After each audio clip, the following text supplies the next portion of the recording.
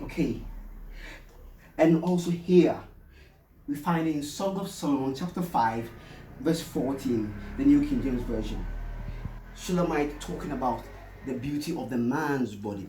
His body is carved ivory, inlaid with sapphires. And I illustrated this, of course, with this drawing of a male figure.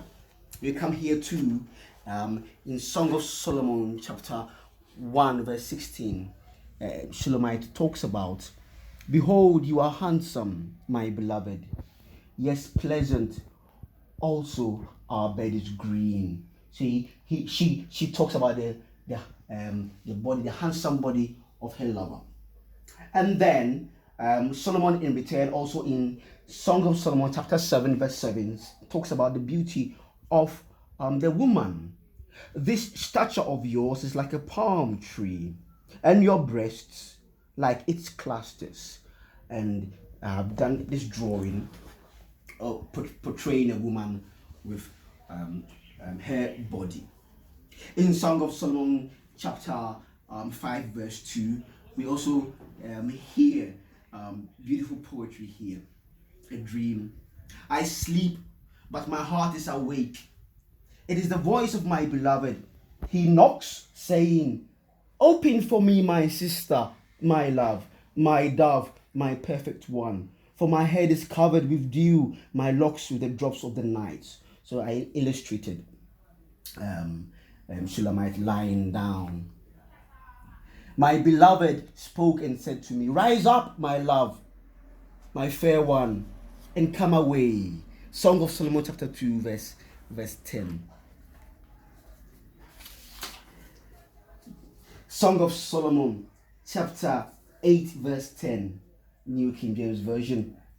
I am a wall, and my breasts like towers. Then I became in his eyes as one who found peace.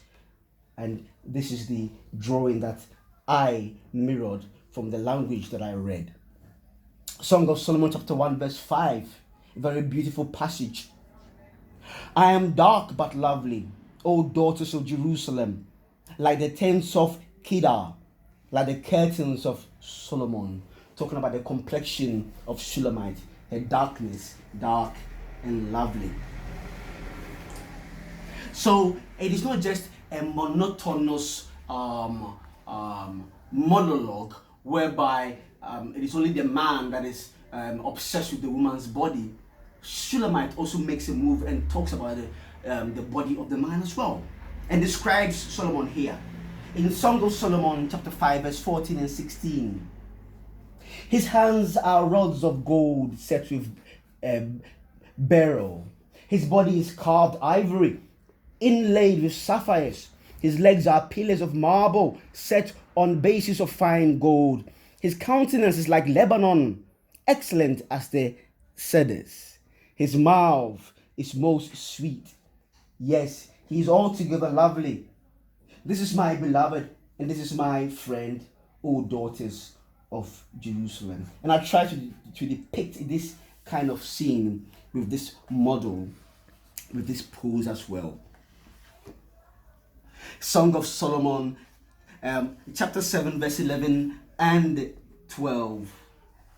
Come, my beloved, let us go forth to the field. Let us lodge in the villages. Let us get up early to the vineyards. Let us see if the vine has budded, whether the grape blossoms are open and the pomegranates are in bloom. There I will give you my love.